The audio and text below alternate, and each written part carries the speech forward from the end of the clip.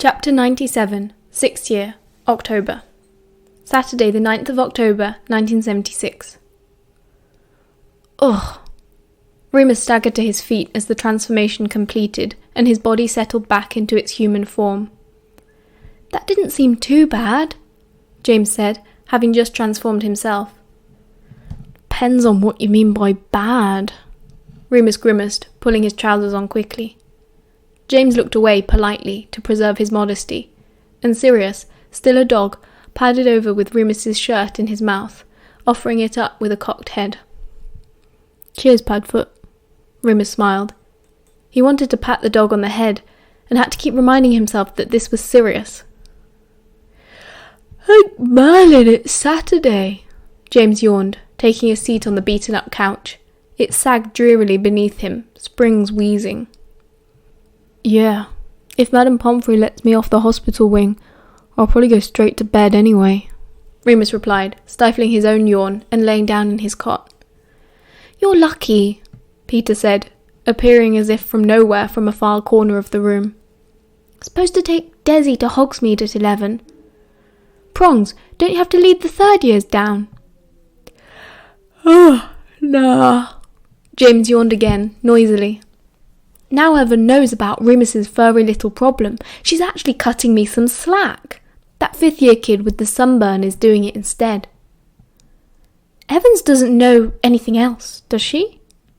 Sirius finally reappeared, joining James on the couch. James shook his head, leaning back on the couch and closing his eyes. Oi! Sirius nudged him. We've got to go soon. Don't sleep. You lot go, Remus murmured. Get some rest. Thanks for coming and all that. Coming to Hogsmeade, Mooney? Sirius asked, hauling James to his feet. 3 broomsticks? Can't. Remus shook his head. Didn't I tell you? Had my permission revoked. After the attacks. What? Sirius looked outraged. They can't punish you for something other bastards done. Shh. Remus flapped his hand, frowning. Madame Pomfrey could be on her way down the tunnel. And besides, he had a headache.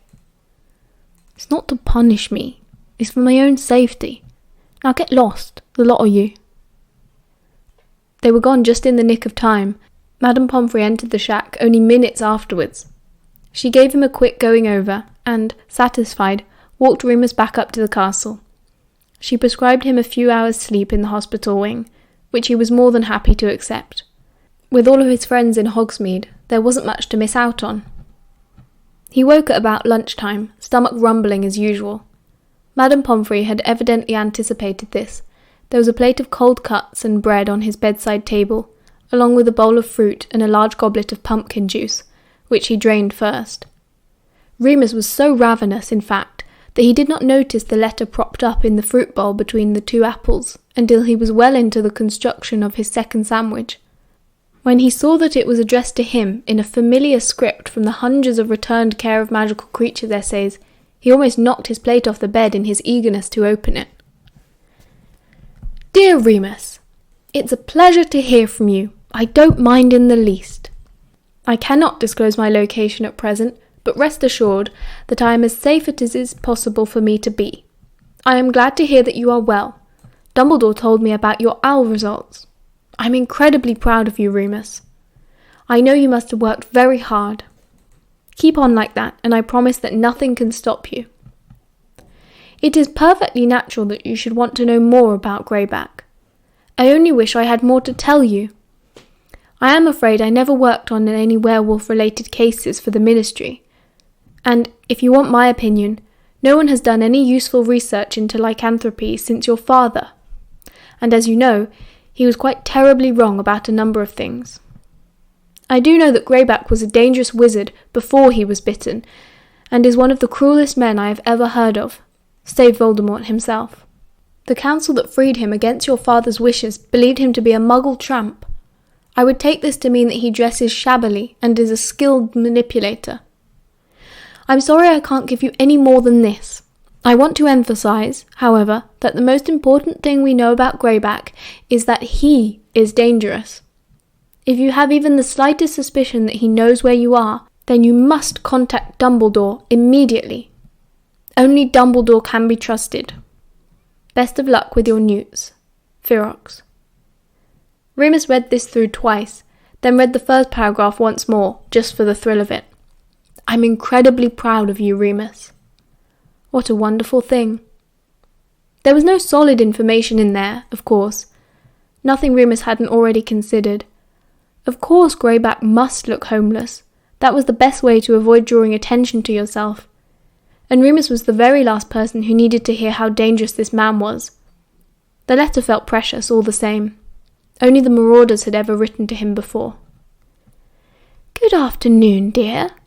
Madame Pomfrey emerged from behind the screen. She had a sixth sense for knowing when he was awake. Hello. He smiled at her, Ferox's encouraging words still in his mind. You're in a good mood, she smiled back. Though I don't blame you. Nearly a perfect night. You're free to go as soon as you like. Thanks. He swung his legs out of bed at once, then looked up quickly. Madame Pomfrey, can I ask you something? Of course, Remus, she replied, busying herself about stripping his bed now that he had left it. She did it with a sweep of her wand, and it was some of the most elegant and seamless magic Remus had ever seen. I'd like to learn about healing spells, just basic stuff. I'm no good at potions. Actually, I dropped it. I was sorry to hear that, she replied, tidying his bedside now. Potion making is a very useful skill. Right, but I just want to be able to sort myself out after a full moon. You know, once school finishes and... Madame Pomfrey stopped what she was doing and sat on the bed to look at him. When he was a little boy, they were eye to eye when she sat down. Now she had to look up as he towered over her, and he thought for the first time what a very small woman she was. He had never forgotten the morning she had rocked him in her arms and how safe she'd made him feel then. He could probably pick her up now, if he wanted to. And somehow she still gave him that same sense of security. All right, Remus, she said, after surveying him. I teach a small selection of students the basic of healing on Tuesday evenings. You're welcome to join, if you wish, though there isn't a qualification in it. I didn't know you did that. She smiled fondly, getting up again and resuming her work. It's to prepare students wishing to begin their training as healers once they leave Hogwarts. I can only presume that healing was not your chosen career path when you spoke with Professor McGonagall last year.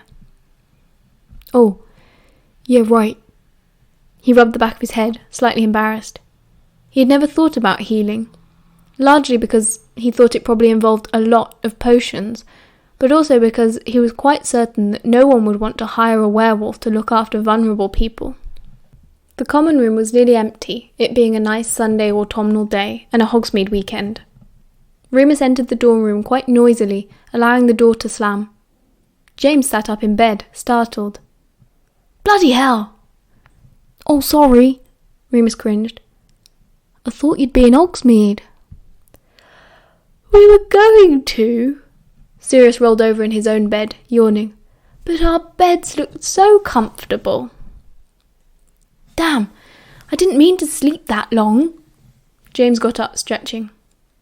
I was going to slip Rose Murter a bit of cash for the Halloween fire whiskey too. Don't worry, I got Peter to do it, Sirius replied, lying on his back, making no sign that he planned to get up at all. Is it lunchtime? Yeah.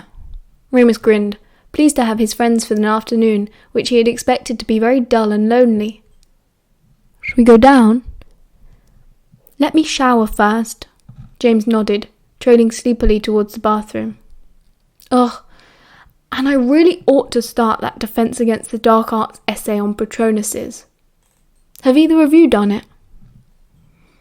Drafted, Remus said, flicking through his own pile of homework. You can take a look if you want, but I bet you know it better than me anyway. Hardly had time for the reading, James shouted from inside the bathroom. He never shut the door and treated everywhere like a Quidditch locker room. With the game coming up, and these prefect patrols, not that I'm complaining about those. Patronuses look really cool though. I wanted to be the first one to do it. Remus didn't respond to this, but he thought James probably would be the first to cast a Patronus, not only because he was the best in the year at Defence Against the Dark Arts, but according to the books Remus had read so far, anyway, it looked like you needed to be able to conjure up a happy thought at extremely short notice. James seemed the most likely to be able to do this. Remus thought he could probably manage it too, but maybe not very quickly. He made a mental note to give it some further thought before the practical lesson. "So, we've sorted the booze," Sirius was saying loudly, so that James could hear them over the running water. "Food is easy, and it'll be right after the feast anyway. No one will be hungry except Moony."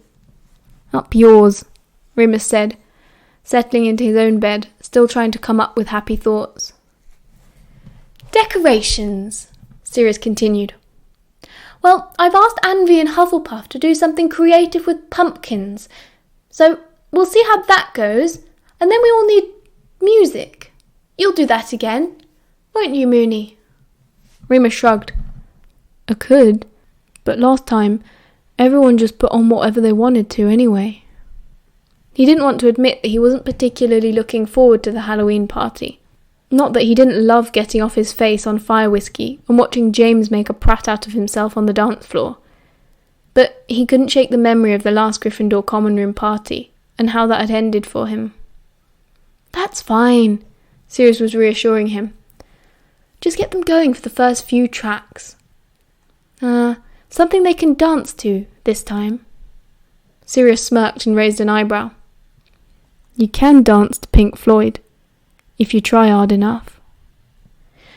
"I know you have standards, but, Mary's asked if you could stick on some ABBA, maybe." Sirius asked this with a mild wince, as if it called him physical pain. "Oh, Jesus." Remus flopped back on his bed dramatically, throwing an arm over his face. "Spare me." Sirius laughed, which made even ABBA seem worth it. "Shit! Mary!" James shouted from the bathroom. Sirius frowned. "What?" he yelled back. James came running out of the bathroom, soaking wet and dripping onto the floorboards, a towel round his waist. "Mary," he said again. "You were supposed to treat her to her day out in Hogsmeade, to make up for her birthday." "Oh, buggering fuck." Sirius slapped his head, annoyed. "How do I keep forgetting?" "Not your fault, mate," James said, grabbing another towel to dry his hair, making it extra messy in the process.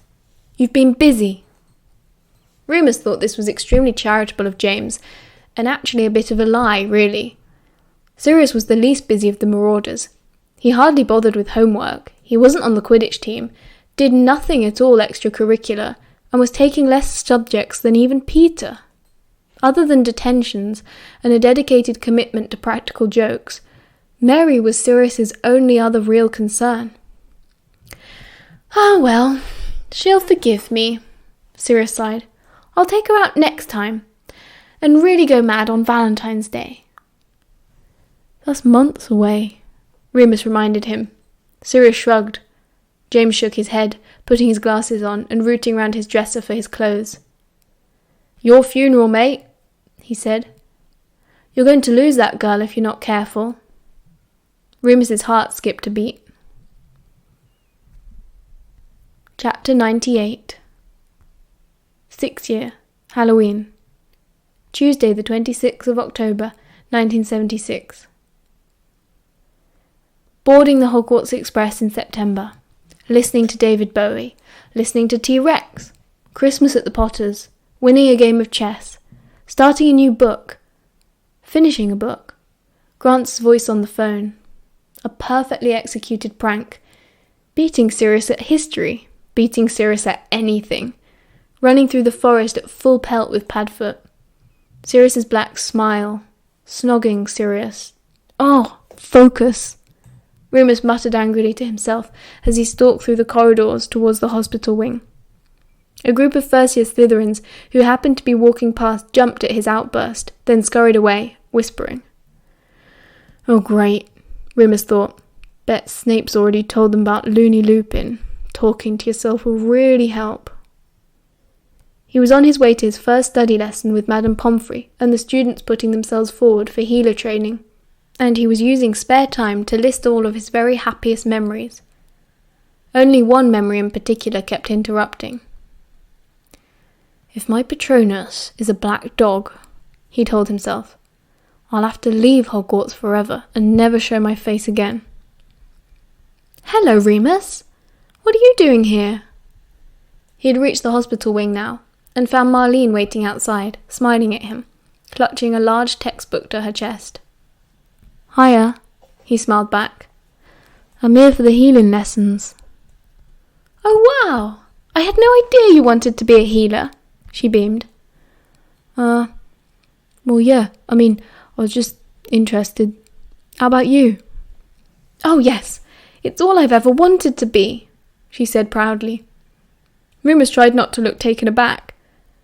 That felt like the sort of thing he ought to know about his friends. But then, Marlene had always been a bit more private than Lily or Mary. Secretly, Remus had always felt a special fondness for Marlene. She was quiet and shy, like he was, less abrasive than Mary, and less bossy than Lily.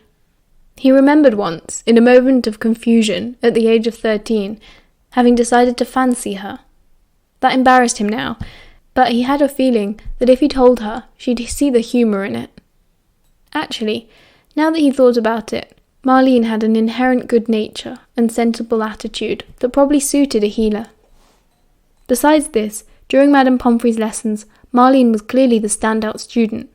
She seemed to know half the spells already, and the Mediwitch approvingly told her that she had a natural gift. Marlene flushed with pride at this. And Remus realised that it was the first time he'd seen her so confident. She had always seemed so unsure of herself before. "Blimey! I should just start taking lessons from you," he said, as they left the sick bay later that evening. "Oh, shut up," she grinned bashfully. "You'll be running rings around me once you've had the chance to catch up." "Doubt it," he nudged her. "Don't want to be a professional beater then?" "No chance," she laughed. "You should see the state my brother's in, and he's only been a professional for a few years. Wouldn't mind being the healer for the Cannons, though, or whatever team Potter gets drafted to. Then I can still see you all after school finishes." "We'll see each other anyway," Remus said. "You can't get rid of us that easily." "You're a sweetie, Remus," she elbowed him. "Hey, I'm really looking forward to this party. Are the rumours true?"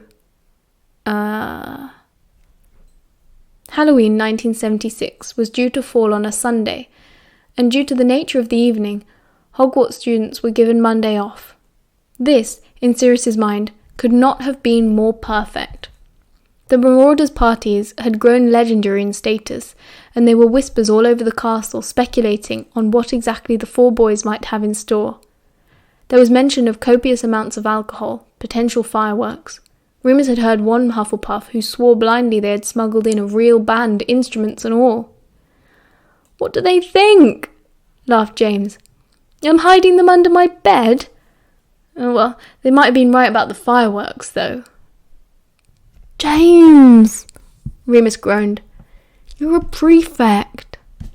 "Exactly," he grinned, puffing out his chest. "And I have the authority to sanction any celebrations I see fit." Remus had tentatively prodded Lily on this statement, not wanting to get James into trouble, but equally not wanting to see her humiliated either.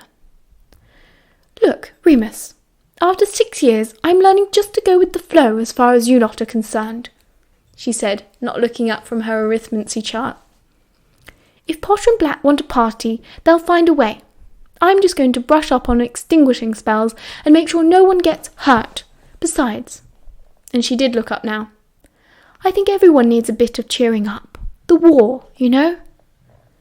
So that was that then. If Lily Evans was okay with a party, Remus supposed that he would have to be as well. Besides, it was partly to celebrate Sirius's birthday too, which fell on the following Wednesday. And you had to be capable of superhuman cruelty to deprive Sirius Black of a birthday celebration. This was a sore spot with Mary, who had been forgotten about twice now and was rapidly losing patience with her flighty, extremely distracted boyfriend. The problem was, she seemed to think that Remus was the best person to vent about it. "I'm not an idiot," she sighed, a few days after forgiving Sirius for his latest slight, not before having charmed all of the goblets on the Gryffindor dining table to suddenly fling their contents into his face. "I knew that he was like this before we started going out. And my auntie always says, you can't change a man."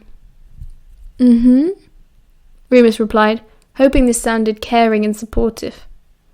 Evidently, it did, because she carried right on talking.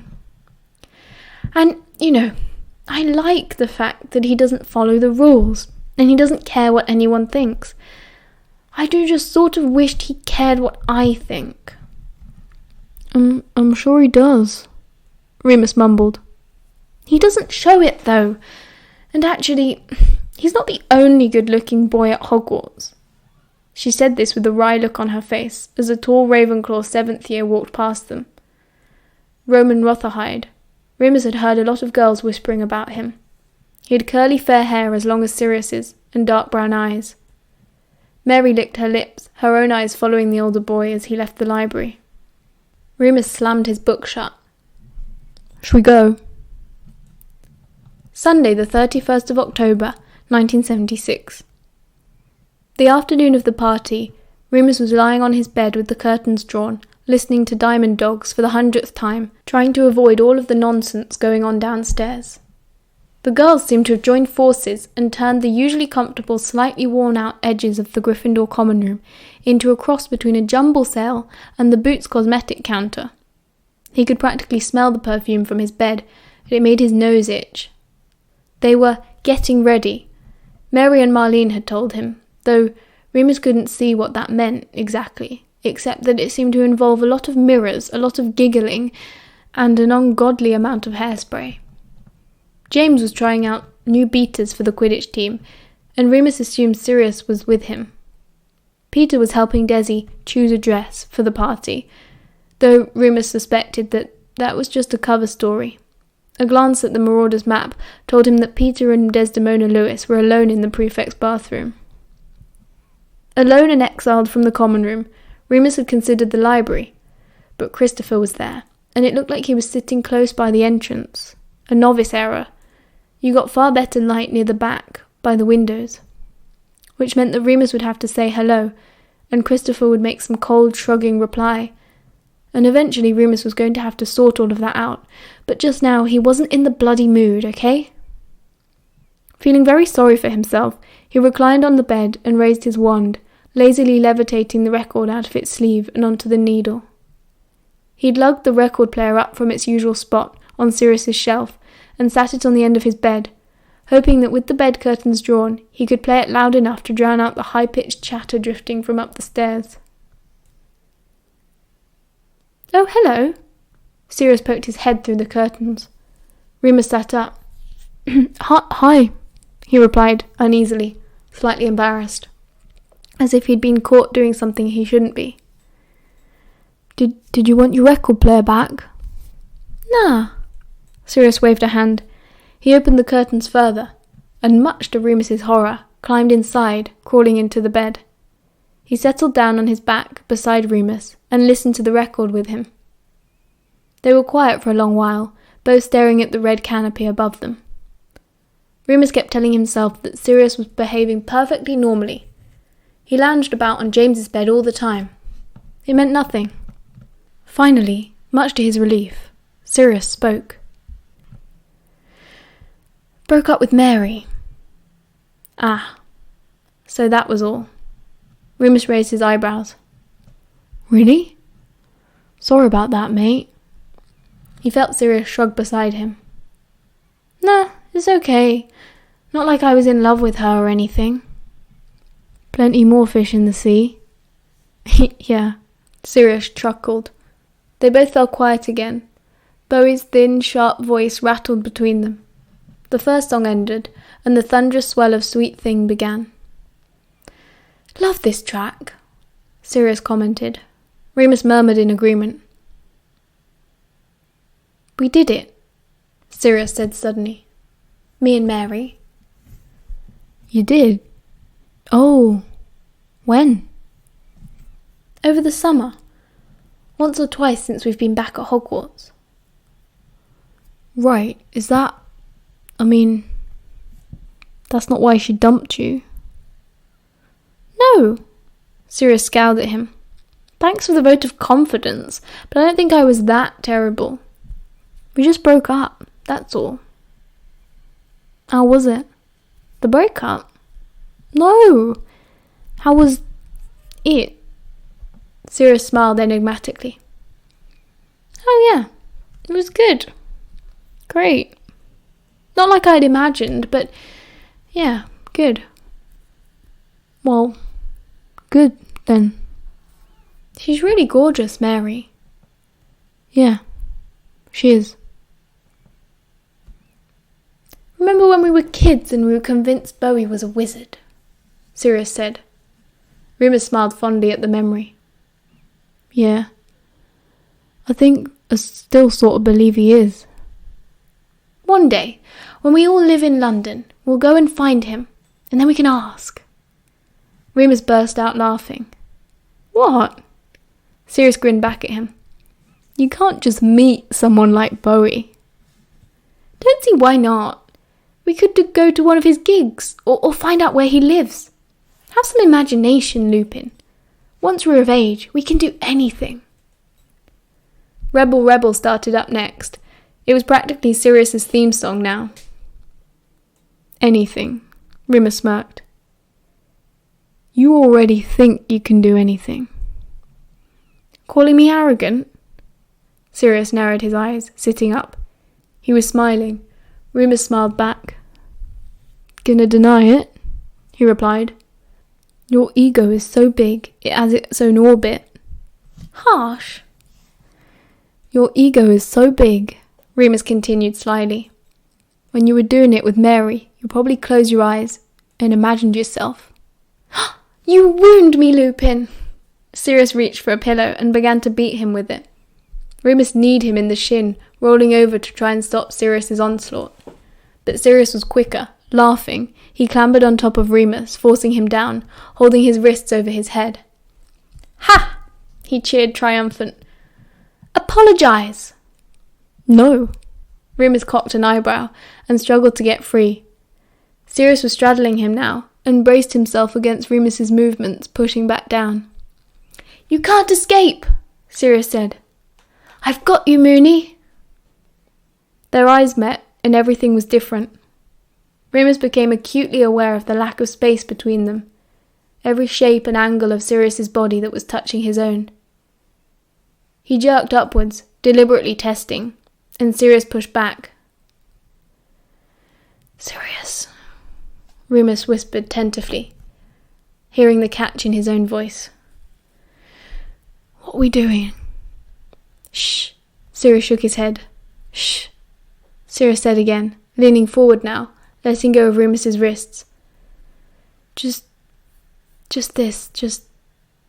His face was buried in the pillow next to them, and Remus could hear his breathing quickening over the opening refrain of Rock and Roll With Me. "Okay," Remus whispered. "We'll do this." If this was what Sirius wanted, Remus wasn't going to ask any more questions. He didn't think he had enough blood left in his brain to formulate a thought anyway, not with Sirius pressing down on him.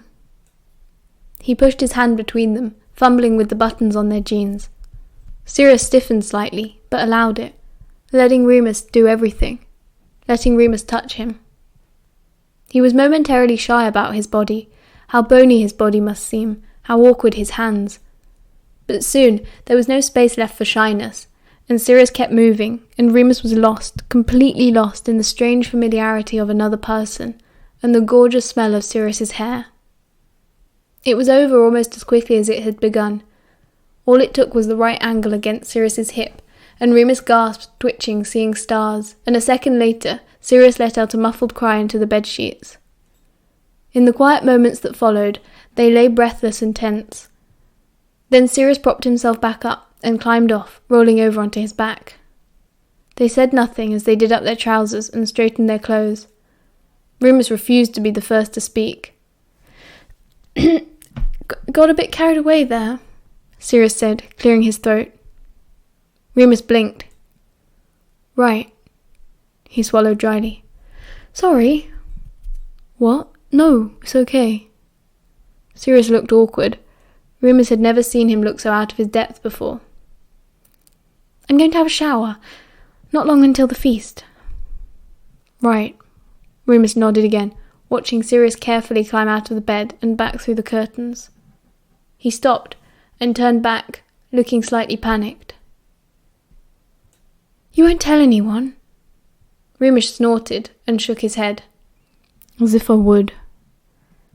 Sirius nodded and closed the curtain behind him.